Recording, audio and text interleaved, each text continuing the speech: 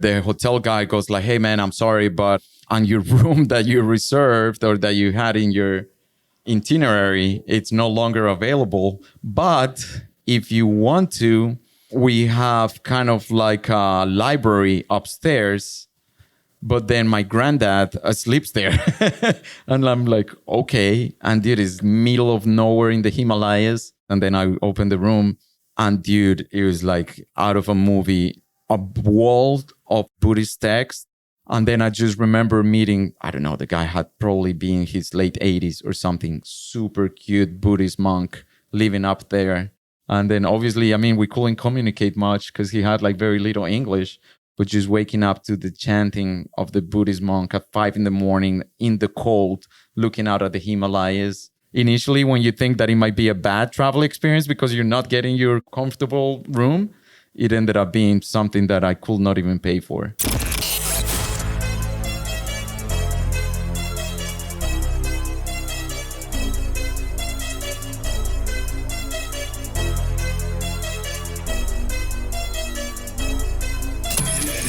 This is the Maverick Show, where you'll meet today's most interesting location-independent entrepreneurs and world travelers, and learn the strategies and tactics they use to succeed. And now, here's your host, Matt Bowles. Hey everybody, it's Matt Bowles. Welcome to the Maverick Show. My guest today is Santiago Sosa. He is a location-independent entrepreneur and the founder of All Digital Media, an online marketing agency with clients around the world.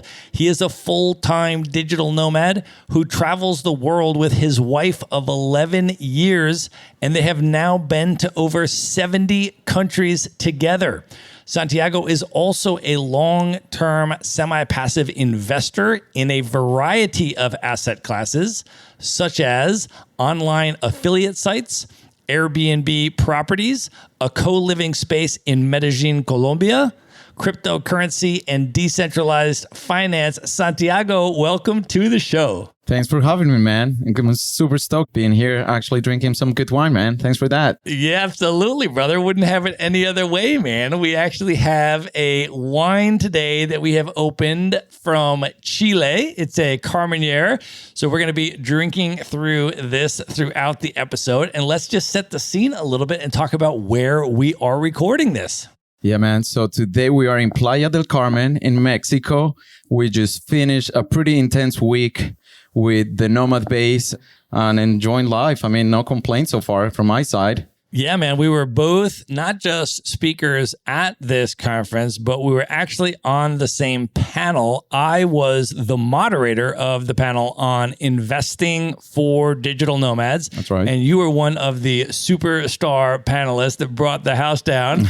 Can you talk a little bit about, I guess, the conference in general, how that went for you, and particularly how the panel was and what people have been saying about it? Yeah, no, that was awesome. So I actually had a talk about marketing.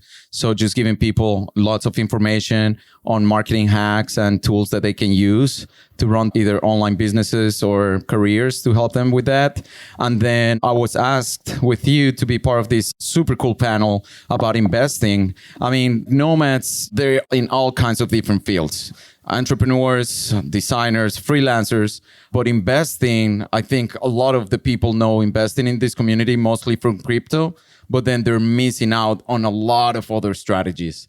For me, as we talked in the panel, diversification is super important. Through COVID, I learned the hard way that you need to be diversified. So definitely don't put all your eggs in the same basket. So for me, it's, as you mentioned in the intro, again, thanks for that. It's being exposed to real estate. It's being exposed to the regular stock market, crypto, online properties, affiliate sites. So just try to diversify yourself as much as you can. And dude, that was freaking awesome. I think most people loved it. They had a great time. We had a great panel and lots of good info for people to take home and apply.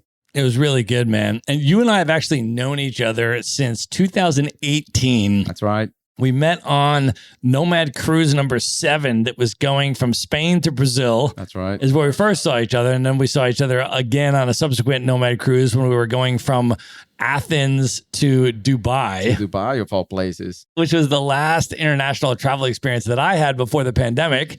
because I then came home from that at the end of 2019 and then the pandemic hit. So this group that we're with here is the same community that organized the Nomad Cruise. Yeah. They're now doing it on land. They're calling it Nomad Base. And there were hundreds of people here for that in Playa del Carmen. I think it was up to 200. So it's actually a really great turnout. I think this community is just going to continue growing, especially through COVID. I mean, I had tons of friends that had regular jobs. Now they're working remote. So now obviously they're asking, hey man, what's this whole travel thing? And I keep telling them, hey man, once you start traveling and you start seeing the world, something changes in your mind. It's been great to me and my wife so far. We actually brought my best friend on this trip. He never thought about like being a nomad, and now he's beginning his journey. He's pretty stoked after having a long office job for many, many years. Now he's on the road as well. So it's exciting times, man. That's awesome, man. Well, I want to do a little bit of your backstory and kind of talk about that journey that brought you to where you are today. So let's start all the way back, because you were actually born in one of my favorite cities in the world. Represent. Can you talk about where you were born and where you grew up and what your journey was like? So yeah, I was born in 86 in Medellin, Colombia, which, yeah, as you mentioned, it's becoming one of the favorite places for nomads. Many people tell me it's like the Chiang Mai of Latin America. So just to give you the timeline, born in Medellin, then I moved to Chile with my parents when I was a baby, lived there for 2 years. So I was almost born in Chile. The story goes that my dad was moved from his company to Santiago de Chile. My mom tells me that's not where my name came from. They had already picked the name, but apparently she was too fat being pregnant with me to fly to Chile. So my dad actually flew back to Medellin. They had me, and then we moved to Chile and lived there with my parents, obviously, as a baby for 2 years. And then the company that my dad used to work for, they moved him back to Colombia, but to Bogota. So I was actually raised in Bogota, which is capital, huge city in Colombia. So I have great memories of like coming up in Colombia. I love Latin culture. I mean, you know, we're all about family. I come from a huge family. My mom has 16 siblings. My dad has 9 siblings. So, you know, I just have great memories of childhood, of huge Christmas parties, lots of drinking and dancing involved, obviously. But around 98 to like the year 2000, things were not looking so great in Colombia, unfortunately. We had lots of terrorism groups that were doing all kinds of really bad things, kidnapping people, killing people. So when I was like 14, I went to visit a friend and I took the bus to my friend's house. And on my mind, I mean, there were no cell phones back then. They probably were, but I didn't have one. And then I was playing soccer at my friend's house. And then I just remember some people coming, screaming, like calling my name. I was like, yo, what's up? I'm playing soccer at my friend's house. And they're like, your mom is desperately looking for you for over 2 hours. I'm like, what happened? And then she goes like, you left the house and a bomb exploded like half a block from the house 5 minutes after you left. So she had no idea where I was for like 2 hours. Wow. And obviously they wouldn't let her into the crime scene, whatever. It was super crazy. So that was the nail in the coffin for my dad to say, we need to move away. And so they decided to send me, since I was the youngest, to the States. Then I flew by myself when I was literally just turned 15 to Miami. I stayed there for like a month, but then I figured I wouldn't learn any English. Obviously, in Colombia, you're taught very basic English when you're a child. And then so I had some other family members in North Carolina, little town Greensboro, middle of North Carolina. Represent? Yeah, 100%. So I started going to high school there. Obviously, the English was a lot better because I was probably one of the only Latin kids in school. So I got the real high school American experience there. That's awesome, man. Well, first of all, as well, just to give love to your city of Bogota, I think it gets passed over a lot by travelers and nomads and stuff who just go to Medellin. Man, I tell people, do not sleep on Bogota. 100%, dude. I mean, I spent a month there. Yeah. And it is incredible. Dude, the food. I mean, everyone just hates on it because it's a massive city. But if you know the points where you need to go, it's not as big because, I mean, obviously the areas where you go and that are nice areas is not as big. And dude, the restaurants are freaking amazing. I think obviously they have way better restaurants than in Medellin. I mean, I'm not hating on Medellin's restaurants. They're awesome too. But I mean, Bogota, obviously being the capital, they get the best cuisine. Nightlife is great as well. Obviously their history, the museums. Yeah, it's a lovely city. I agree with you. Yeah, the art and the street art in particular, which just won my heart, man. Candelaria. That's what I was going to say. The graffiti and the street art in Bogota is arguably the best in the entire continent of South America. There's a couple cities that would contend for that title, but Bogota is definitely at least top 3 in all of South America. Yeah. It's unbelievable. Yeah, no, it's a beautiful city for sure. I mean, for most travelers that are just starting out, it's not an easy city.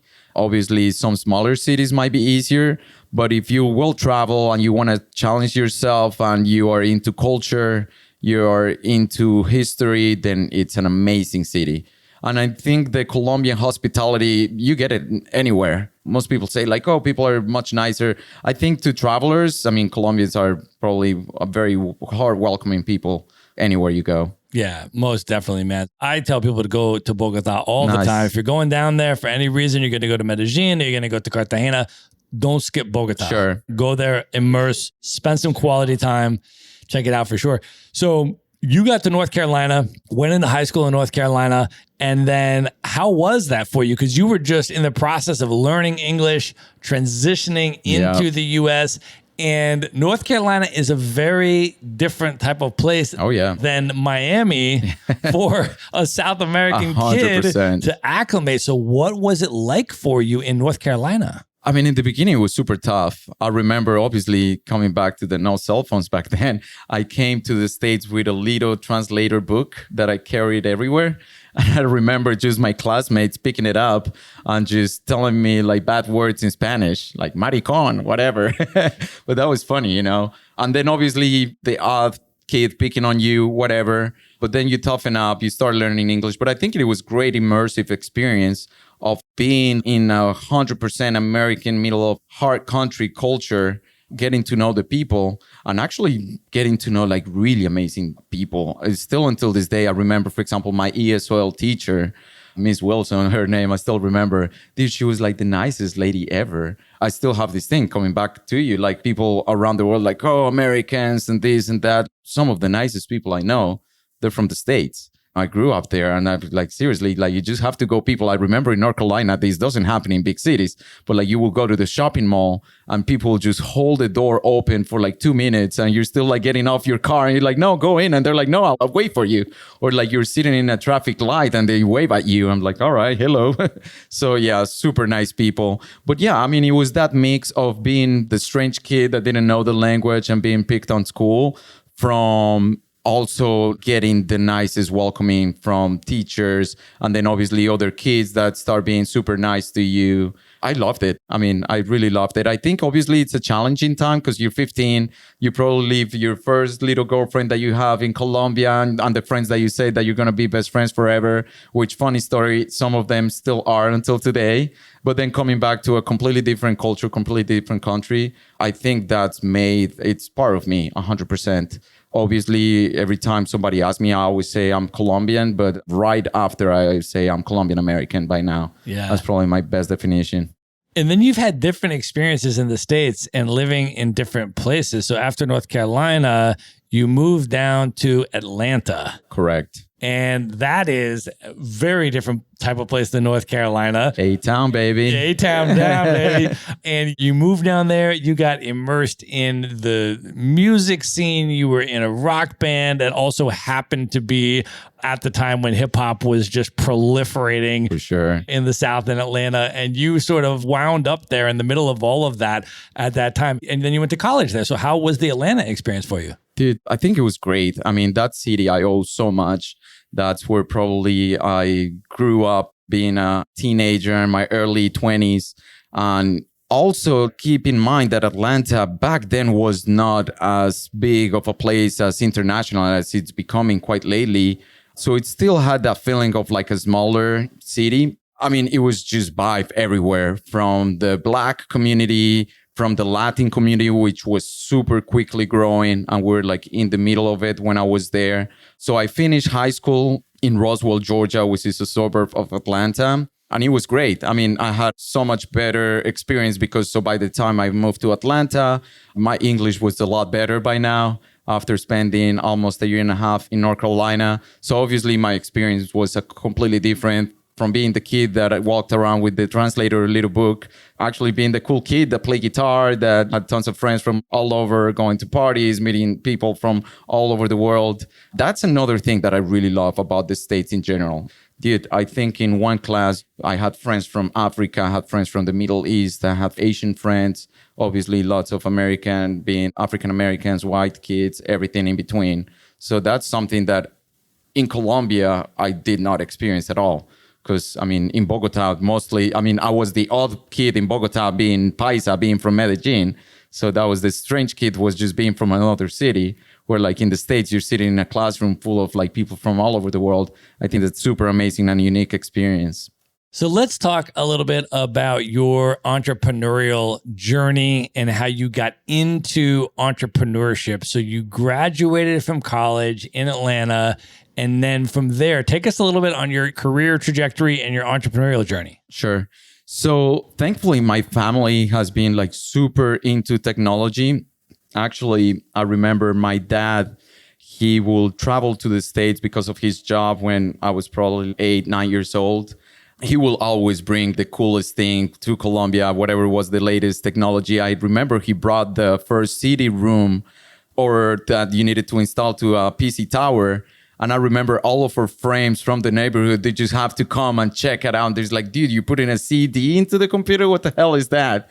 So thankfully, yeah, I thank my dad so much for all of that because we always had a computer at the house. So we're always playing with technology. We're always playing with computers.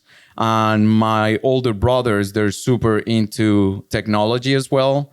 So my older brother started teaching me how to code when I was super young. I remember being 10, 11 years old, learning how to write HTML in Notepad. There was not even Dreamweaver or any of the web design software back then. So it was like super raw. You have to like write code, save, then open Internet Explorer, Netscape back then. Check it out, then edit and come back. My very first website, well, my brother bought the domain back then, but since I was super into rock music, I had a domain that was called universalrock.com, which I freaking wish I had until today because I think the idea was awesome. So I wanted to write, and I started writing the biography of all the bands because there was nothing in Spanish. There were a couple of websites for English bands that you could look at each band's biography, the LPs that they were putting out, the CDs. So I was doing that, but in Spanish. So I was kind of like copying from the English websites, translating it into Spanish and doing all the graphics. Obviously, that was a project of my teenage years. But then thanks to that, I learned web design. And while I went to college in Kennesaw State in Georgia for a marketing degree, I did not have one class about design or any of that. But thankfully, my spirit of the web design, it was a huge passion of mine, and it's always been. So all of my friends, they knew I was the web design kid and all throughout high school and college. So I would start doing websites for my friends' parents that had, I don't know, random businesses like a hair salon or a moving company. So at the time I was working in high school, I was working like at a restaurant. I was working making empanadas actually at a Venezuelan restaurant. And then my dad, through college, he started importing flowers from Colombia to the States. So I was the delivery guy for the flowers. So I was just driving around in a van, taking roses to supermarkets. That's such a cliche for a Colombian. That's funny. Didn't think of that. So yeah. So I was selling roses. I mean, just delivery guy for my dad's company. Probably making, I don't know, $8-10 an hour, whatever. But at the same time, I always kept doing websites. And back then I was doing websites, $300-500. But I remember, man, if I sell one of these, I make 2-week paycheck. And then I just started getting more and more requests. So that's where I'm like, okay, I need to like get a little bit more serious. So I bought the domain, All Digital Media. And then all throughout college, I started thinking, okay, I can make this more serious. I started doing some business cards, and then I started getting more requests.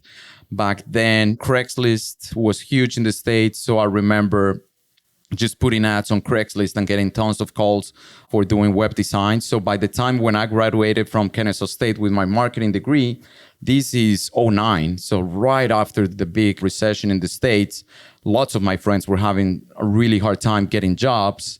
And then thankfully, because everyone that needed like a marketing person, they couldn't like hire a marketer and then like a designer.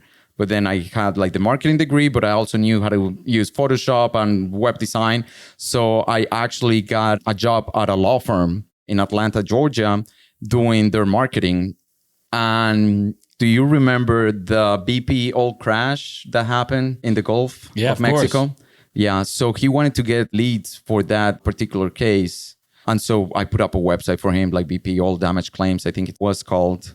And then I just started doing SEO for it, which back in the day was like so much easier than today. So you do a little bit of copywriting with the keywords and links.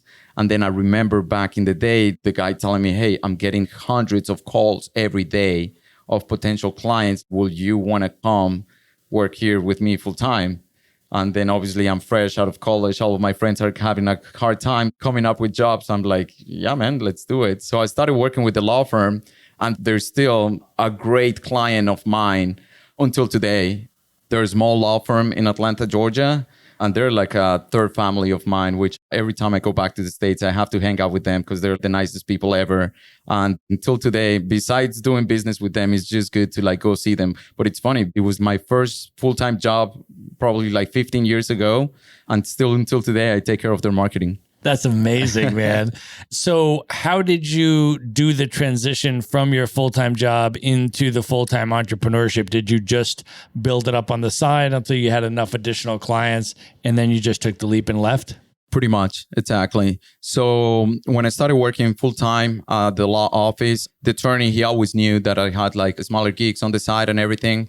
And then one day I was just getting too much work that I told him, hey, I cannot be here full-time. So I left the full-time job, but kept in mind, I kind of like did not leave. I just transitioned to have it remote.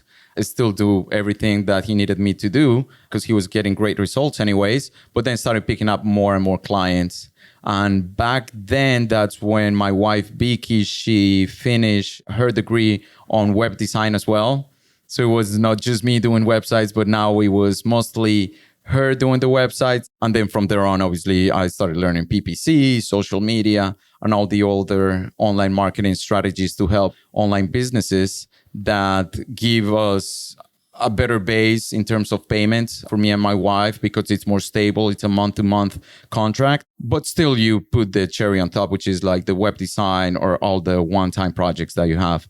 All right. So let's bring your wife, Vicky, into this story because it is an amazing story. You and your wife have been married now for over 11 years. That's and right. You've been together for a lot longer than that. Yeah. You are both business partners and you travel the world together as full-time itinerant nomads with no base as a married couple. That's right. And it's all absolutely amazing. And I have questions about all of it, but can you just start a little bit with how that all came about? Yeah, sure. So when I was starting college, I had a high school girlfriend that I broke up with her after finishing high school. And then not very long after, with my best friends, we'll always be hanging out, obviously, as kids do after high school. And then one night, we're just doing whatever at the house. We're playing PlayStation or whatever. And then he's like, hey, shall we call some people like that I know to come over to the house? I'm like, sure. So the way the story my wife tells me is that she is with a lot of people and they're going to an amazing Brazilian party. And then this one friend is like, no, let's not go to the party. Let's go to the Colombian party. It would be more fun. The Colombian party was me, my cousin, and my best friend playing PlayStation. There's no party whatsoever. So they show up. My friend, he's a little taller than me, maybe a lot taller than me. And so the joke we always had when we saw girls is like, okay, you take the tall one, I take the short one. And so Vicky, she was with a friend and obviously she was the shorter one. Once they come closer to the house, my friend just like, oh man, you got the best one, the good looking one. But yeah, long story short, so that day we met, we started talking and we really liked each other. So we met probably twice. And then on the third date, I'm taking her home after eating some ice cream or whatever. And then I remember being in the intersection close to her apartment complex where she used to live with her family. And the light just took forever. And I was going in my mind, man, she looks super nice. She's like a good girl. Would be a good girlfriend. And I just keep thinking, okay, if I go out with her tomorrow, I call her out, I'm going to ask her to be my girlfriend. And that light, man, just took forever. And I just burped it out. It's like, hey, do you want to be my girlfriend? On the third date. And the funny thing is that she answered, which is a very Colombian way of like saying yes, but not yes. It's like, okay.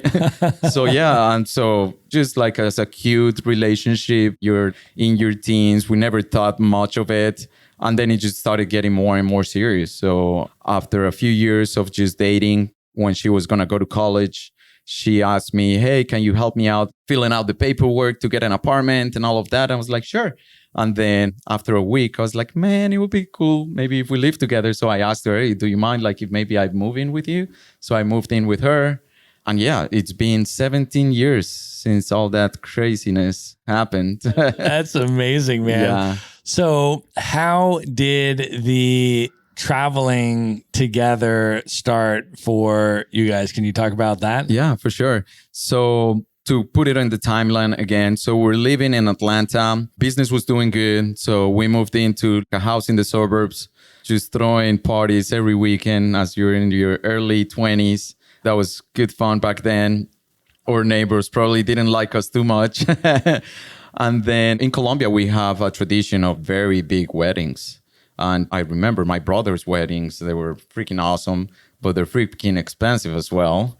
And a lot of our friends in the States, lots of Latin people too, that we hang out back then, they were all spending anywhere from 30 to 50 grand on a wedding. I'm not very much of traditional things when it comes to things like that. So I always told her, hey, if you want the beautiful white dress and the big reception and everything else, it's your decision. I don't really care for it, but if you want it, we'll make it happen. And then thankfully, she's like, yeah, no, I don't really care for it much. So I'm like, all right, cool. So we barely did anything for when we got married. Actually, until this day, my dad listens to this. They still always say, oh, you guys never throw a party or at least a nice dinner. We didn't do anything, just went down the court, signed the papers. And the funny thing is that a lot of our friends that were like throwing the big parties, throwing tons of money at it, they were divorced within like 6 months to a year. So when we knew that we weren't going to do like a big wedding, our wedding gift to ourselves was a 6-month trip to South America. And so, yeah, we pretty much put everything in storage that we had in the apartment. We took down to Chile, where I had a cousin living in Santiago at the time. And that was our first nomadic experience. I remember the next day off the plane, being in a foreign country and opening up your laptop and you're like, man, I can do exactly what I was doing in Miami from my laptop in Chile. And same story when we moved to Buenos Aires, to Montevideo in Uruguay, in Brazil, coming back to Peru and Colombia. Those were the spots that we hit on that first trip for 6 months. And dude, that was life-changing for me, seriously. When you think back on that trip, what do you think was the impact that trip had on you? What was the transformative power of that particular first trip? Yeah, 100%. So I think the biggest thing is that we were living in Miami and now I was probably older, late 20s, where most of my friends had starting to get really good jobs. We were doing quite good at the company. But then, I mean, still until this day, I love Miami. It's one of my favorite cities. And I always tell everyone, like, if you've never been, like, definitely check it out because there's something for everyone. Most people think of just South Beach and what you see on the movie, but there's so much more to Miami. But if you walk around Miami, obviously, there's a lot of love for the material things, if you know what I mean. So obviously, the nice cars, the lifestyle, the spending, and we did it for a while. Going to nightclubs and spending stupid money and doing all of that. And it's fun. I mean, don't get me wrong. We enjoyed it a lot. But then coming back to the roots, which I call South America, obviously, and getting to know places where, dude, like people are humble. They are nice. They don't need much to live a happy life. Just like we're drinking this bottle of wine. In Chile, you meet anyone and they always bring wine with them. And within 2 minutes, you're already making friends. And it's not about what do you do, how much money do you have. It's about being genuine. And that to me, it just changed my mindset. Yeah, obviously we all need an economic means to have a good life, but it's not the end goal, which I think a lot of people are losing themselves. Think social media, it's actually making that worse, where a lot of people think that their goal should be more money, more things, where in reality, getting to know people, having these simple experiences that you have when you're traveling, just enjoying the simple moments is where life really happens. Well, I want to ask you about your next 6-month trip after you came back from that one. You decided to do another one and to go to Southeast Asia. And I want to ask you about that because with the South America trip, there was at least a level of cultural familiarity. For sure. You're from Colombia, you lived in Chile, you had relatives all over the continent, you spoke the language all over the continent, except maybe Brazil. No, I do speak Portuguese too. Do you speak Portuguese too? Okay, so, all right, so there you go. So you speak all the languages, you're very culturally familiar there. The first time you ever went to Southeast Asia, you went with your wife for a 6-month trip through the region. Can you talk about that experience and what that was like? Yeah, bought a one-way ticket from, I remember it was Houston to Seoul, because that was probably the cheapest one that we found to Asia. And I just remembering coming out of the Seoul airport and dude, like Asia is just amazing. So Seoul in South Korea was your first stop on that trip. It was, but it was only because that was the cheapest ticket from the States to Asia anywhere. How fortunate though, because what an amazing city. Dude, it's freaking amazing. Like to anyone that hasn't been to South Korea, like super top destination, 100%. It's probably not considered Southeast Asia, but still, it's an amazing, amazing country.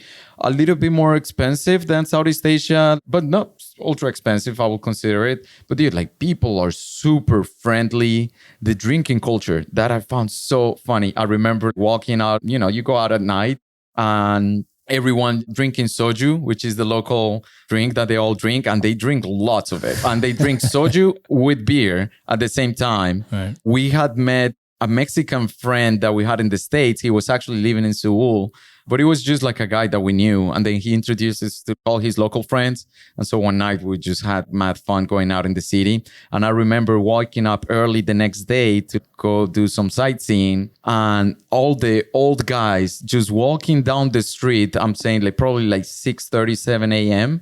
This has to be the safest place on earth. You see a bunch of 80-year-old drunk dudes just walking down the street, like super drunk, walking home. I'm like, man, I never seen anything like that. Like obviously in Colombia, it's super safe if you know what to do, but please don't walk drunk at 6 a.m. anywhere. And obviously you don't see these kind of things in the States, but that was just one of the many things. So from there, we had our tickets to Thailand. So we did all the Southeast Asian trail. So Thailand, Vietnam, Cambodia. Then we been to Singapore as well. And we just fell in love with Southeast Asia. Man, the people are amazing. The culture. Back then, I started getting more into philosophy. So I was reading a lot of like philosophy. And I'm not very religious, but then I fell in love with Buddhism as well, which I don't really consider it so much of a religion, but more of a philosophy. And it just resonated so much with me, and that we fell completely in love with it. That's amazing, man. Well, I know that's also the trip that sort of transitioned you into a minimalist. And I'm wondering if you can talk a little bit about that. Yeah, 100%. So a funny story that I have is me and Vicky were sitting in a super pretty island in the Philippines, if I'm not mistaken. I think we were in Boracay, which is super pretty spot. And, we're probably just having a beer, watching the sunset. And then I go like, hey, baby, what do you think if we get an email or a call right now and they tell us that like everything that's on storage has been on fire, got flooded? What will you think? And she's like, nothing. And I thought exactly the same. I'm like, what will happen if like everything that we have, 100%, it's all gone, and we could care less for what we thought it was the nice mattress, TV, whatever we had. And then that's when like I started realizing that, dude, what you have is the memories, the people, the experiences that you have, not the material things. I mean, most of the time you can get obviously whatever you need to get by in terms of material things, but there's nothing that will replace the experiences that you have. Another like really good question. That's when I started researching more and getting really into personal development topics. And again, to anyone that's interested in philosophy, I will highly recommend the topic. There is a great podcast. It's called Philosophize This. I highly recommend it. It goes in a chronological timeline through all the best philosophy schools, obviously from the Greeks and coming back to the more modern philosophies. But it's a great school of thought of just knowing how people think and how people think about the big questions about life. In a fast-paced world like the one we're living in today, of social media, of moving fast, of everything needs to be immediate, it's like, when do you stop and think what is the meaning of life? What is the meaning of being happy? Or how do you live a fulfilling life? Nobody talks about these things no more. And I think that's very deep within each of us to inquire within yourself and experience what are the things that really matter to you. So this is about the time when we were in Asia. We were living out of a suitcase for 6 months. And then I started reading all these things. So it was minimalism, Buddhism, and all these different concepts just like exploding in my head. And I'm like, man, it's crazy. I don't need much to live. We're in a place, especially in Southeast Asia, you could live like a king for not very much. And realizing that all you need is just have good experiences in life. And I think it's what a lot of people are lacking nowadays. Yeah, man. You have now been to over 70 countries, and you have been to a number of places that I have not been yet. And I want to ask you about some of those. I have not been to Nepal. I've been to India a couple times. Okay. I've been to Sri Lanka. Amazing places, both of them. Love South Asia. Oh my gosh. I just want to go back and spend so much more time there. But I would love to hear about your experience in Nepal. In Nepal, yeah. So it's a little bit of a personal story. So I went to Nepal and actually hit those two places at the same time, India and Nepal, in 2018. So at the time, I've been with Vicky, that 2018, let's say 14, 15 years together, living together, working together 24/7, nonstop. And we got to a point where we were kind of ruining the relationships, especially when you're traveling. There's a lot of stress in all rounds coming in. Work, travel, family pressure, everything else. And so I told her, I think I need some time off. And I asked her, I would love for you to come to India with me, but like that is the one place that she's not very keen to go. And I knew that I still want to come back with her. And so I told her, okay, I'm going to take a month off. I'm going to go to India and Nepal, and I'm going to do my biggest bucket list thing, which was go to base camp in Mount Everest. And so I did. We hugged each other, probably cried a little bit. And then I took myself to India. And dude, I never been by myself for 15 years, which I know for most people that sounds strange, but for me, it's crazy. So used to being around people and being around Vicky all the time. And then I get to Nepal. And for anyone that's been to Kathmandu, it's a crazy city, but it's freaking amazing as well. And then doing the trek to Mount Everest, to me, it was another one of those life-changing experiences. Obviously, because of what I was going through, but also I think it's something that I always wanted to do, which is still high on my list of things to do, is to do a Vipassana meditation, about the silent retreats. But to me, doing Everest in about 9 days, which is crazy because they normally tell you should take like 12 to 13. And in my itinerary, I only had like almost 10 days. So I had to like rush through it. But it was like a 9-10 day meditation. I was going with my guide and he barely spoke any English. I didn't take a Sherpa to carry my stuff. I went like super minimalist on the trip. I was really lucky to meet a guy in Kathmandu that was the hotel owner. And he's like, dude, most people take way too much stuff to base camp. Like just carry whatever little things you can. And at the very top, on the very last town, before the cold really starts, you can buy everything. Yeah, you probably pay a little more, but you can buy hat, gloves, jacket if you need to, whatever. So I went like super minimalist, which was great because I didn't want to have like two guys just walking with me. And it was just super transformative for me to do a silent walk on the most beautiful place on earth, probably, for 10 days. And it was just life changing. And then again, it also for our relationship was amazing because I was thinking of all the moments and all the beautiful places that me and Vicky were going together. And obviously this was just me, which I'm very, very grateful that I did that trip by myself. Because so the thing that I think changed in my mind is that I always used to put people that I love in front of my own happiness. So I always thought, and I think this is something that I thought ever since I was a kid, is like, my family needs to be happy. My friends need to be happy before I'm happy. If they're happy, then I can be happy. And then this trip was when I realized that, no, it has to be the other way around. Is you need to be happy, you need to be confident, you need to be grounded, then you can help the people around you. Then once you figure what you want and once you figure the things that make you happy, then you make your loved ones happy. And that was the thing that changed my mind. And then we came back and our relationship has been 10 times better. So that just goes to tell you how life works. Is when you think you're going through the toughest time, at the time it sucks. It really sucks. But you never know what's coming after. That's amazing. And what was the story that you were starting to tell me about when you got to the hotel and they didn't have enough room and you couldn't stay there? Dude, that was funny. So this trek, the Everest Base Camp, is super popular with Indians that are graduating from college. So at the time when I did the trek, I think that was when all of the Indians decided to do the graduation trip. And so every place that I was going, it was just huge group of like Indians, and they were super cool dudes that I met all throughout the trip. But then I remember getting into a town where the hotel guy goes like, hey man, I'm sorry, but this huge Indian group of people are here and your room that you reserved or that you had in your itinerary, it's no longer available. But if you want to, we have kind of like a library upstairs.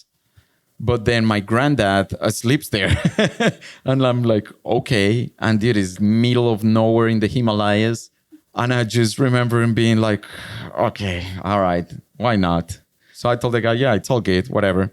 Then I just keep walking up the stairs, like a 4-stair little hotel in the middle of the Himalayas. And then I opened the room and dude, it was like out of a movie. A wall of Buddhist texts, and I don't know if you've ever seen them, but they're like rolls of paper. They're massive rolls of papers. So their books is not like a regular book. It's like a huge roll of paper, and it was just stack, floor to ceiling stack of these old, super beautiful Buddhist texts. And then I just remember meeting, I don't know, the guy had probably been in his late 80s or something, super cute Buddhist monk living up there. And then whatever little English he knew. And then I slept with him for like 3 nights. And then obviously, I mean, we couldn't communicate much because he had like very little English, but just waking up, because he would wake up like at 5 a.m. to do his meditations, but just waking up to the chanting of the Buddhist monk at 5 a.m. in the cold, looking out at the Himalayas. There's no way to pay for that experience. Initially, when you think that it might be a bad travel experience because you're not getting your comfortable room, it ended up being something that I could not even pay for.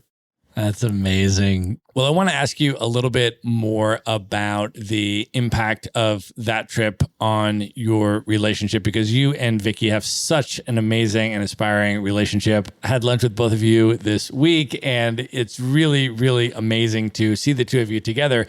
And you travel the world together full time with no base. You run a business together as business partners.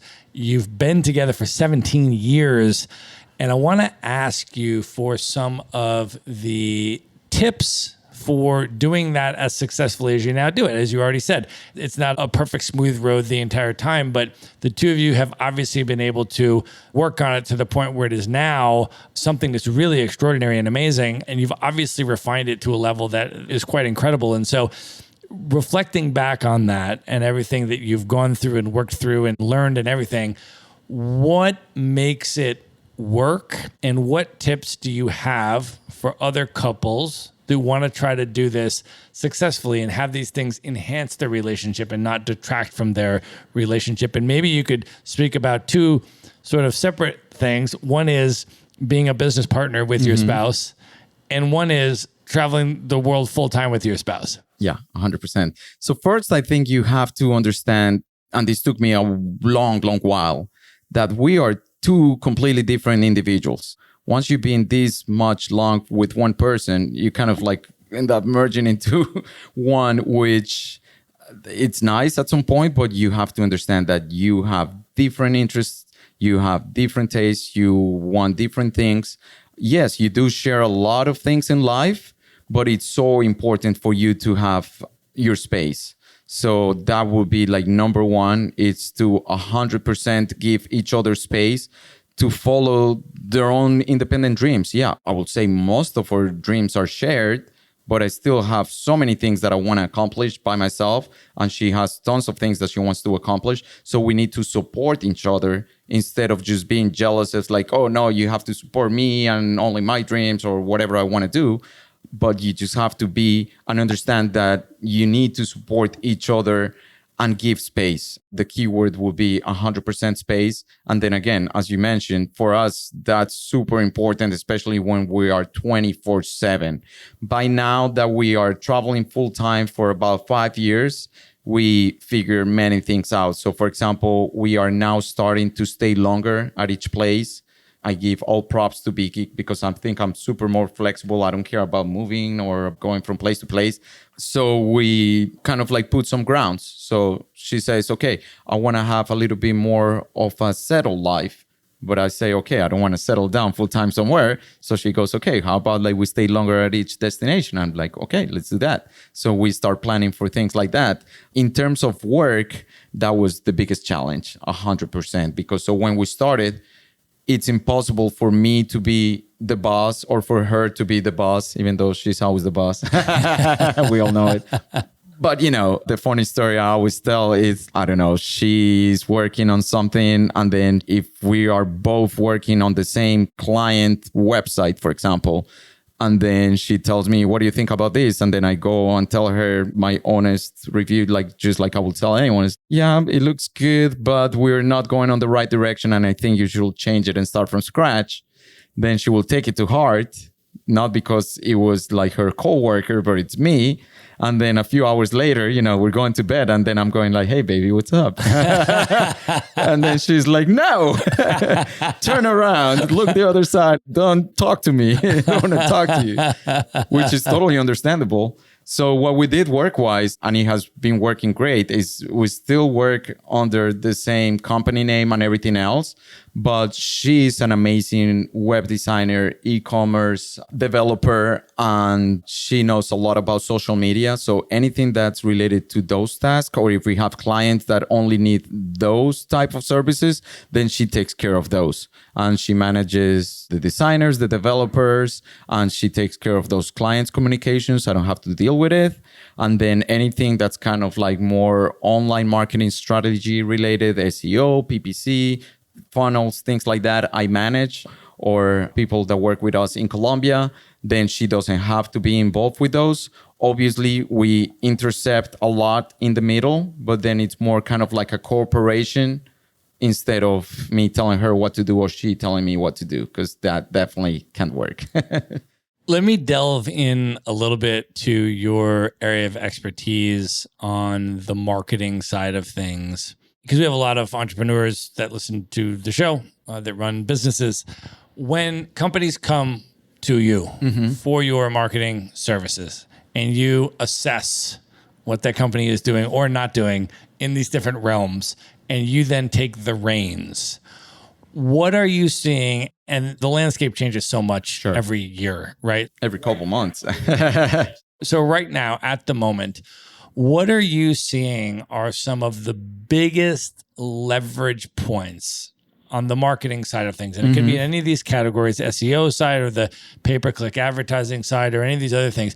What are some of the biggest leverage points where when a company comes to you and you take the reins of their marketing, you say, I think that the lowest hanging fruit where we can get you the most mileage, Sure. the quickest, for the least amount of resources, and just get some early big wins, what are some of those biggest leverage points that you're seeing? Yeah, it's a great question. So first one is looking at the website. I mean, I always say the website is the hub where everything goes around. And I think a lot of people, most entrepreneurs or small businesses have a website that they put together, but they never really looked at it. So looking at the website from a different perspective, just super easy things as like call to actions. Are your call to actions on point? Most people forget that. You're above the fold. Once you come into the website, can you tell what your service is in 2 seconds? Otherwise, people are going to just click back on Google and go to the next site. So these are super easy things to look at that you can normally start working on. Then once you have that settled down, it's okay. Where is your traffic coming from? Where are your clients coming from? So for example, a lot of people don't even know that they're ranking for SEO terms. And there are many tools, SEMrush, Ahrefs, that they can go to these tools, put in their website, and they can see which keywords they're ranking for. A lot of times people are like, oh, I had no idea I was ranking for such and such keyword. But now that you do, then you can make a content strategy around it. Then on top of that, it's the usual. What I tell everyone is everyone wants fast, immediate things, results. And everyone's telling you the same thing. Buy my course, pay here, and then you get immediate results.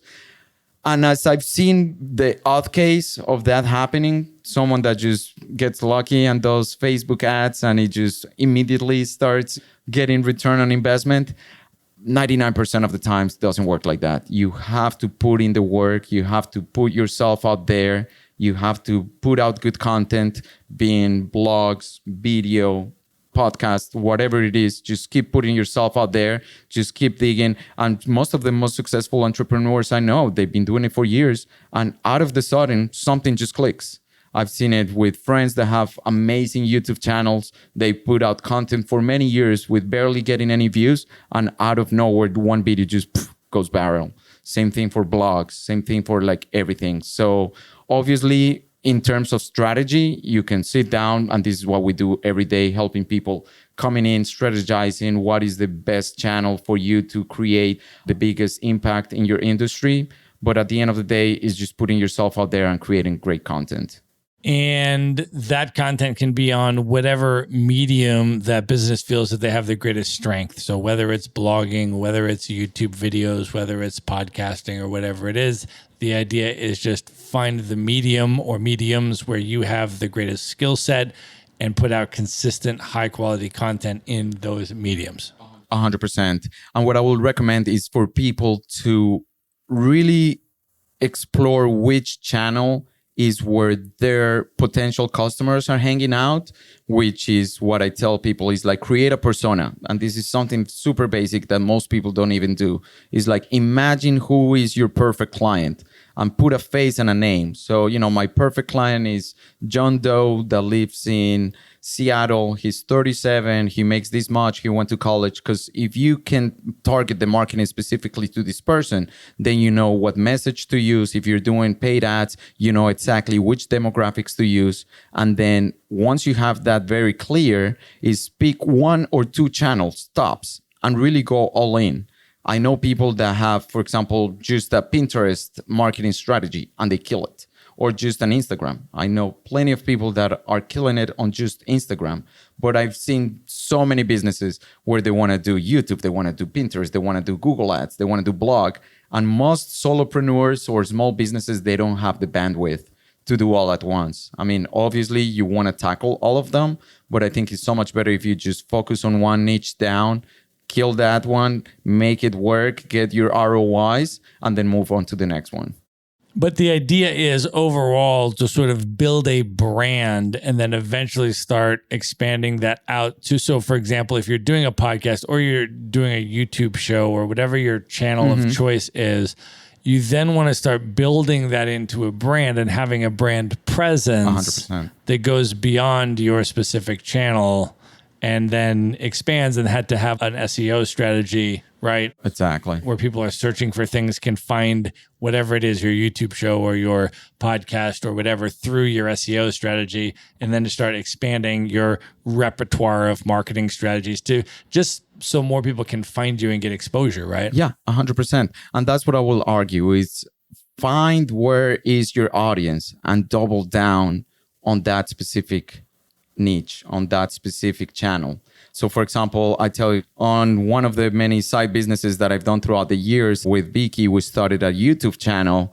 And it all started because when we started traveling, we always said, hey, if we ever have kids or grandkids, will it be like freaking cool if they saw our trip to Machu Picchu or whatever? Right. And we have like those super early videos. Right. But we never thought much of it. We're just like, okay, we're going to put our fun content there. I mean, YouTube is kind of like a great server to put it. And if somebody else watches it, then hey, that's awesome. And then somehow we just kept putting content. It started like 2014. It's been like a good 8 years now that we've been putting out content without actually intending it for it to be a business by itself. And then out of the sudden, a couple of years ago, like traffic just started exploding. Just keep putting good content somewhere. It's just going to happen that somehow you're going to get that one video, that one blog post, that one podcast that is just going to explode and go all over the place. But that's the thing. Most people don't want to put in the time. Most people don't want to put in the work. They just want the quick one. Okay, give me the $100 PPC secret formula, and then I just apply it. And now I really wish they happened like that, but it doesn't. Obviously, it takes some strategy. I'm not saying that I do apply, for example, a lot of SEO into the videos. So for example, for YouTube specifically, there is a great tool. It's called Social Blade. So if you go on Social Blade, you can research any YouTube channel, and they actually have it for all social media channels as well. And you can see the metrics on any channel, which videos are performing better. And then if you take that further, there are more tools where you can keep account of what keywords they're using. And what I always tell in marketing is like, you don't have to reinvent the wheel. You know, mostly everyone is doing what everyone else is doing. You just have to know how to do it smarter. So there's plenty of tools that I'll be happy to share with the audience in terms of marketing, where they can check what their competition is doing in terms of SEO, PPC, how much they're spending in ads, the copy of their ads. And then you can just pretty much get ideas from them and replicate it and make it even better for your business. So you don't have to start from scratch. And most likely, if someone is doing it and spending tons of money or resources in one channel, most likely it's because it's working. That's awesome. Well, one of the other things that you have done over a number of years is once you built your business and got it to a successful level that it was throwing off more than enough money to cover your living expenses, and then you had additional money, you started to learn and do deep dives into different investing strategies and different asset classes. And you are now heavily invested in a variety of different asset classes, in addition to your business that you still run. And your investments now also throw off passive income to you, creating multiple different streams of income. Can you take us a little bit on that journey and talk about your investment strategy and how you approach deciding on an asset class, researching it, and getting involved with it? Yeah, definitely. So I'll tell you how I got started many years ago. And coming back to those early years in Miami when all of my friends have the comfy office jobs, they're all coming back on the weekend telling me, hey, man, I got these super cool stock options from my company. And I'm, stock options? What the hell is that?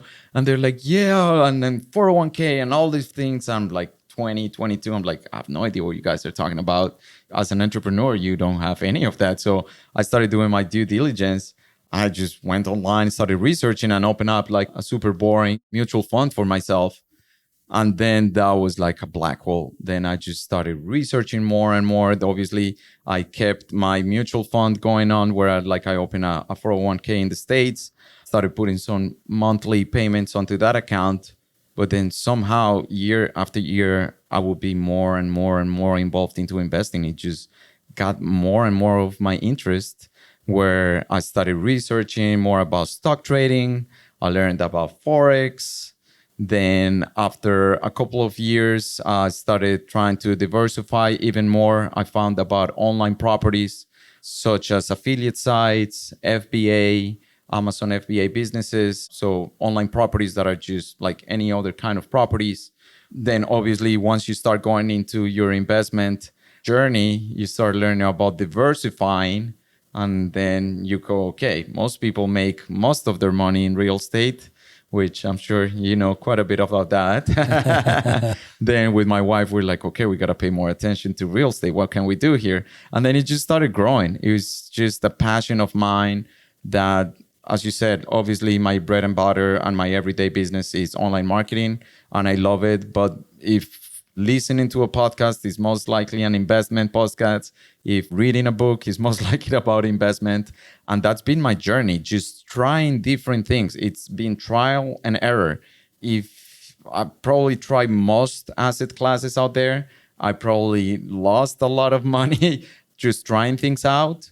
But thankfully, you just keep trying things until they work. You just keep going, and you find what works and what sticks, and you just double down on the ones that work and cut your losses short. And it's been an amazing journey, and I'm so thankful. I mean, I'm not that young still, but I still have a long horizon, and I think that's going to really pay out in the future. Yeah, man. It was so great to have you on the panel that we did on investing for digital nomads. And I think you're able to add a lot of value there in getting people to think about diversifying across asset classes, but also really doing a deep dive and doing your research and doing your due diligence and understanding each of these asset classes, right? And how to get into them with the greatest upside and the lowest risk to do that. And so now you own co-living spaces in Colombia, and you own rental properties in the United States, and you've bought online businesses and affiliate sites and this kind of stuff that you own.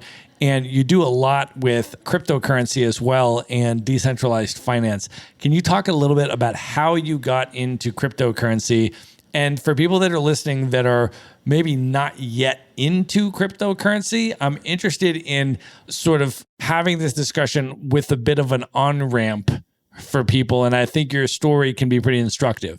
Yeah, definitely. So with a couple of friends, we put 3 people together and we bought a website. And one of my friends goes like, oh man, we paid so much fees on the wire transfer. Now we got to do it all over again for you to transfer me. Why don't you send me the money in Ether? And I'm like, what the hell is Ether, man? So that was like early 2017. And then he's like, yo, you don't know anything about like Bitcoin and Ether and blockchain? I'm like, no, man. I had met this super cool guy on the cruise that was all about Bitcoin. So he just kept shouting Bitcoin. But other than that, I had no idea. So he just like quickly helped me. He's like, dude, like just go on an exchange. I think it was Coinbase, and buy whatever Ether, and then set up the MetaMask and everything else, and just send me the Ether. And Ether back then, I think it was like at $300. I was like, all right, man. I bought it, sent it back to him. And he's like, you see, it took 5 seconds and he had his money back in. And I was like, holy shit, man, what the hell is this? And so I kept reading more and more and more. And like the technology, again, being a tech guy, it just kept drawing me in. I bought the book, The Bitcoin Standard. For anyone that doesn't know much about Bitcoin or crypto in general, I highly recommend, because the book doesn't go right away deep into the tech or anything else, but it goes more into the economics of fiat money and the history of it and why Bitcoin exists and how we got here, where we're coming from. So I just started getting more and more into the technology. And then I told my friend, hey, man, I love this crypto thing. If you have any more tips, let me know. And then, yeah, sure enough, a couple of months later, he's like, man, there's these ICOs that are happening. So they're like new coins that are coming out, and you could just put some Ether and they will drop the coins onto your wallet. So I just started throwing some Ether that I started buying into some of these ICOs. But then the crypto winter came in, and then I just quit looking at my wallets, quit looking at crypto for like a whole good year. At that time, that's where I started looking more into real estate, into some other investment areas, which at the end, I'm very happy I did, because I mean, diversification, coming back to that. But on the crypto scene, just until last year, he started again all over the news. Bitcoin here, Michael Saylor putting Bitcoin on their balance sheet, and Tesla taking Bitcoin payments, and it's just going ballistic. And then I just open up my wallet again and I'm like, oh man, not bad. So that was good. So thankfully, some of those early ICOs that I did, most of them went to zero. So lost quite a bit of chunk of cash there. But thankfully, the few that pan out, they ended up being some pretty good coins that more than made up for the other ones. So for folks that don't know that acronym ICO, that stands for Initial Coin Offering. And you got into the very beginning of investing in the future of a particular cryptocurrency, and you spread your bets among a lot of them at the very beginning stage. Most of them went to zero and were not successful, but a few of them became very successful. Yeah, 100%. Just coming back to like basic investment principles, which I wish I applied more of it when coming back to crypto. It's one of my biggest things when it comes to investing. It's DCA, what we call DCA in the States, dollar cost averaging. I was just telling a European friend today, it's like, do you guys have euro cost averaging? But that means is you just keep buying whatever asset class that you want at different price points. So I had friends, for example, the ones that were like super believe in the crypto thing. I will admit, in 2018, I was like lost all hope and didn't pay attention to it, but they just kept buying. So the best strategy that I did with crypto actually, and I think right now, as of January of 2022, with kind of the correction that we're seeing in the market, I think the best strategy is still until this day is just put whatever amount you feel comfortable with and put it on an automatic payment. So just go to your favorite broker, and this is for any asset class. But if we keep coming back to crypto, you could go to Coinbase, you could go to Kraken, Binance, your favorite one, and just set up an automatic payment. It could be $50, $100, whatever you feel comfortable with, but don't even think about it. Just set it. They all have automatic transactions. You link your bank account. And this is what I did before 2018. I put an amount that it was withdrawn from my bank account every 2 weeks.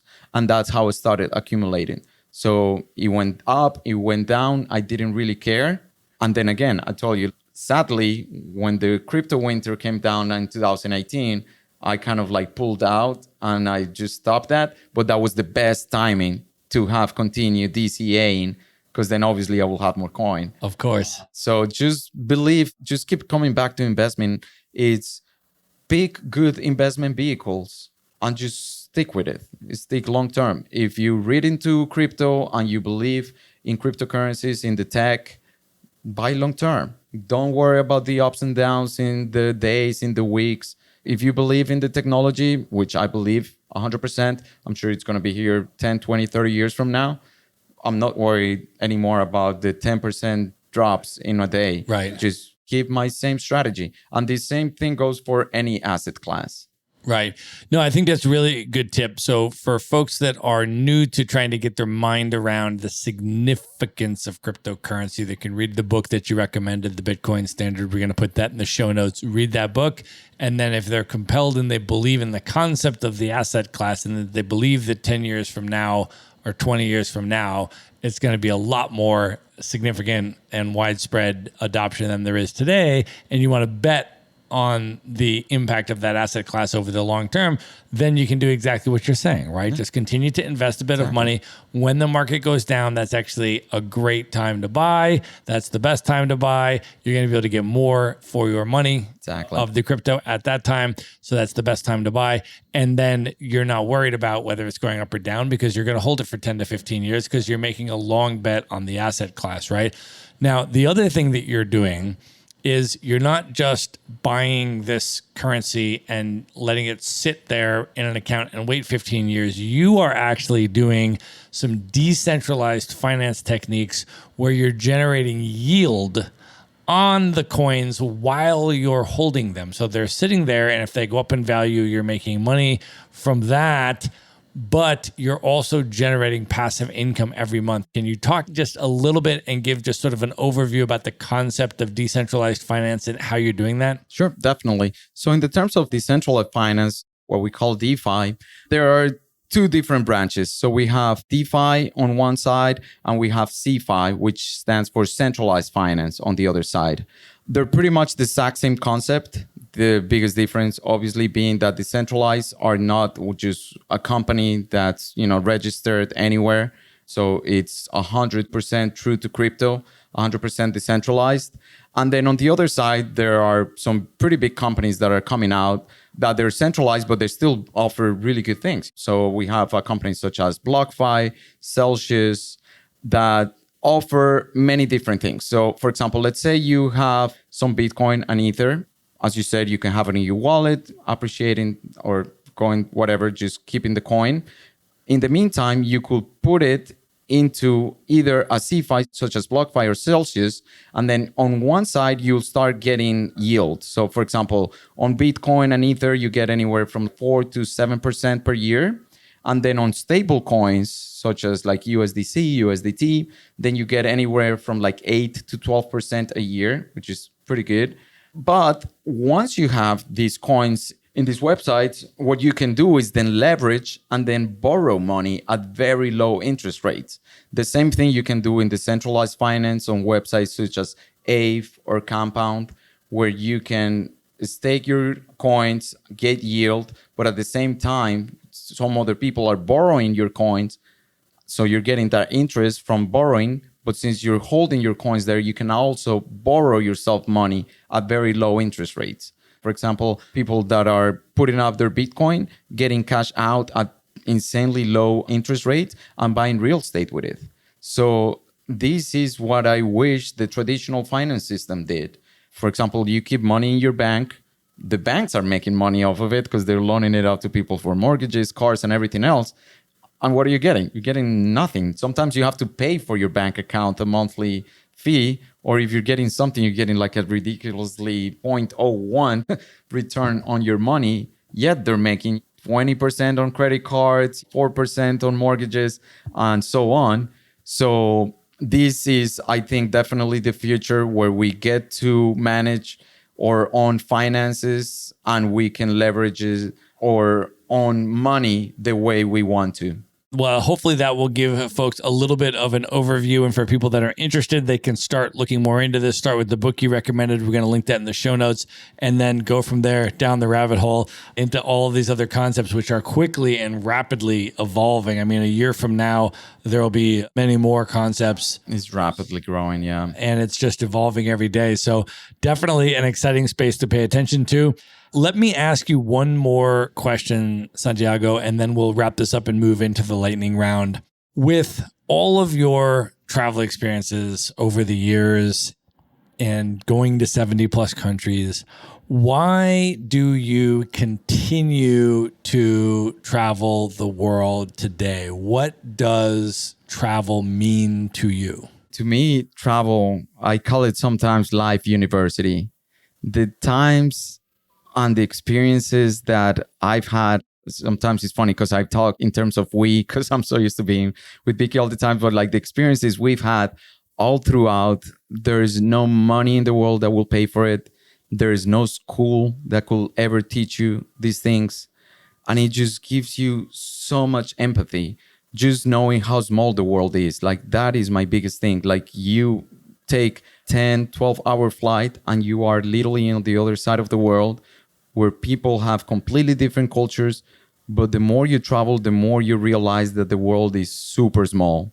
And I think to everything that's going on today in terms of biases, racism, and everything else, I just always tell people, travel. Like seriously, the more you travel, like there's no way you could be racist and travel. You just learn so much from people. The small things. The guy in the corner that's selling you the pancake, that's treating you like you were the nicest relative ever. Just whatever little interactions. There's no money, there's no education, there's nothing that could relate to the experiences you learn on the road. That is an amazing place to end this interview. And at this point, Santiago, are you ready to move in to the lightning round? Let's go. Let's do it. The lightning round. All right. What is one book, other than the one that you just named, because we're going to link that up in the show notes as well. What is one additional book that has significantly impacted you over the years you'd most recommend people check out? All right. So my first one, it's always Ego is the Enemy by Ryan Holiday. As we spoke early, I've got super into philosophy and stoicism. It's one of my ways of lives. Ryan Holiday, super cool dude. He brought 2,000-year-old philosophy and made it modern. And something that we all struggle with is the ego. And 100% can recommend the book, Ego is the Enemy. That's a great pick. And Ryan Holiday has a lot of books that he has written, many of them based on Stoicism as well. So if folks are not familiar with Ryan Holiday, we're going to link that one up in the show notes. It's a great one to start with. And from there, they can go through the rest of his catalog. Santiago, if you could have dinner with one person who's currently alive today, so it's a real possibility, that you've never met, anybody in the world, who would you pick? All right. If anyone can make this happen out there, let me know. I will totally pick Ray Dalio. Man, he's my man. And obviously, probably one of the greatest investors out there. But more than investing is if anybody wants to watch the YouTube series he's got called Principles, and obviously he did the same title book. It's just an amazing guy. I mean, obviously, probably, again, coming back to investment, biggest fan of Ray Dalio when it comes to investing. But then what he's doing nowadays, he's not only being great at investing, but doing more than that. So coming back to these principles of what are your life principles? Like every time I listen to him and I read his stuff, I keep coming back to, okay, if I die tomorrow, like what will people remember me for? Like, what are my principles? And that's actually something that I'm working on thanks to Ray. So that's one dude that I would love to have a meeting with. Awesome. All right. Knowing everything that you know now, if you could go back in time and give one piece of advice to your 18-year-old self, what would you say to 18-year-old Santiago? I'll just say believe in yourself. Again, coming back to the whole history that we've been through of moving to a new country, not being comfortable with the language, going very early on into an entrepreneur lifestyle. I have so much doubt, so much freaking doubt, always.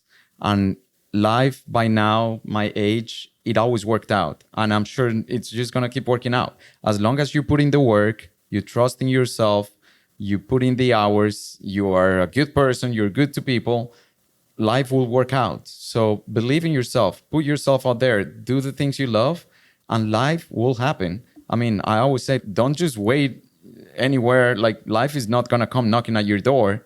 You definitely have to go and grab it, but believe in yourself. I have so much doubt, so many years. And I was thinking, man, what will happen if the company doesn't work out? What will happen if this investment doesn't work out? What will happen if my relationship doesn't work out? I'm still here. Everything's working out so far. Knock on wood, it will continue to work out, but just trust in yourself. Awesome. All right. Of all of the places in the world that you have now been, what are your top 3 favorite travel destinations you would most recommend people check out? I will highly recommend Nepal. Everest Base Camp. It's one of the biggest bucket list things that I've took care of, and I'm so glad I did. It's an amazing place. It's not only beautiful, but the people are amazing. It's more than travel. It's a whole experience. It's life itself, like being in the highest mountains in the world for a couple of days, immersed in a meditation and just taking it all in. So 100%. On that note, also, the flight from Kathmandu to Lukla is supposed to be one of the trickiest and most dangerous ones. So if you're afraid of traveling, that definitely will put you in the edge. It's an amazing 1.5-hour flight, a very thrilled one. Then I will say Brazil, number 2, amazing country all throughout. Love Brazil, just the music, the people, and just the places. Just a tip, on the first very trip that we did, we just went to Sao Paulo and Rio, which still awesome places. But I think the essence of Brazil, it's in the small towns that many times I didn't even heard of before. There is a very beautiful town in the north of Brazil called Jericoacoara, which is just an amazing place. You and I were there together in 2018, exactly. man. Yeah. So that's super high, always on my list. And third, I'll say Vietnam. Right before COVID, I was doing a motorcycle trip in Vietnam. We rode from Ho Chi Minh City all the way up to Hoi An, and we fell in love with the country. It's an amazing place. The people, just the diversity. It's like 10 countries in one. Big cities, beaches, small towns. You get it all in one place. And didn't you do that trip with David Dang Vu? Yeah, man. Who has been interviewed on the Maverick Show, by the way. So Maverick Show listeners know David Dang Vu. We'll link his episode up in the show notes as well. And he is Vietnamese also. Yeah, 100%. Yeah. You know what? The funny story is that he's Vietnamese, but he's Vietnamese American. Right. So he is an adult, had never been to Vietnam before this trip that we did. Wow. Which was wild because so he speaks the language, he knows all the food. Like, dude, this trip will have not been the same without David. Wow. Because I mean, it's one thing to travel to a place as a foreigner, but if you ever get to travel with a local, doesn't matter where they're from, it's always a completely different experience. I always say everyone. Like by now, we're trying to go more to places where we know locals than just trying to hit like beautiful places. And dude, it was such a trip because David, obviously speaking Vietnamese, telling us all about the food, but then we will hit spots that me and Vicky had been before. So we went to Dalat and then we're like, yo, this restaurant and this place and we need to go. And he's like, dude, these two Colombian Americans are showing me my country, which was just the trip. It was best of times. That's amazing, man. All right, Santiago, last question. What are your top 3 bucket list destinations? These are places you've never been, highest on your list you'd most love to see. I got super into trekking after base camp. So I want to do now, it's super high on my list, most of the highest peaks in the world, at least the easy ones, because I'm not like the guy that's putting on mask and going all the way to the top. I'm just happy to get to base camp. But for example, I heard that Kilimanjaro, it's an amazing hike. And Africa, all of it, it's super high on my list. So Kilimanjaro, probably number 1 of the bucket place list of places I want to go. We were just in Chichen Itza, which we're sitting not too far from right now. And that made me realize that I only need one more wonder of the world to go. So that's the Great Wall of China. So that will be number 2. So I can say I've been to all great 7 places in the world, which I think some of them are a little cliche, but hey, you have to go see them all. And then the third one, it's probably one of the hardest ones to go, but still super high on my list, which will be Antarctica. Antarctica would be amazing. All right, Santiago, I want you to let folks know how they can find you, how they can follow you, how they can learn more about All Digital Media and the services you offer, if they're interested from a business perspective in your services, or they just want to follow you on social media and learn more about what you're up to. How should people come into your world? Sure, man. So business-wise, you guys can check me out at alldigitalmedia.com. My email directly is santiago@alldigitalmedia. Always happy to answer any questions, business-wise, travel, investment. I'm open to answer any questions whatsoever. On the other side, I follow the travel side of me, which is Wonderliv. So WONDERLIV, Wonderliv. And that's in Instagram and YouTube, okay, where we upload a lot of our travel footage. And that's actually our accounts. Awesome. We are going to link all of that up in the show notes. So you can just go to one place at themaverickshow.com and go to the show notes for this episode. There you're going to find everything we talked about in this episode, the books that Santiago recommended, all of his social media handles, his website, how to find him, how to follow him, all that kind of stuff. Themaverickshow.com. Just go to the show notes for this episode. Santiago, this was amazing, brother. Dude, that was awesome. Thanks so much. That was lots of fun. Thanks for coming on the show, my man. Good night, everybody. Be sure to visit the show notes page at themaverickshow.com for direct links to all the books, people, and resources mentioned in this episode. You'll find all that and much more at themaverickshow.com. Learn how Maverick Investor Group can help you buy cash flowing rental properties in the best U.S. real estate markets, regardless of where you live. Schedule a free phone consult today at themaverickshow.com/consult. Now you can buy rental properties with tenants and local property management in place, so you don't have to be a landlord or a rehabber. To get your questions answered and discuss how Maverick Investor Group can help you meet your real estate investing goals, schedule your free phone consult today at themaverickshow.com/consult. If you like podcasts, you will love audiobooks, and you can get your first one for free at themaverickshow.com/audiobook.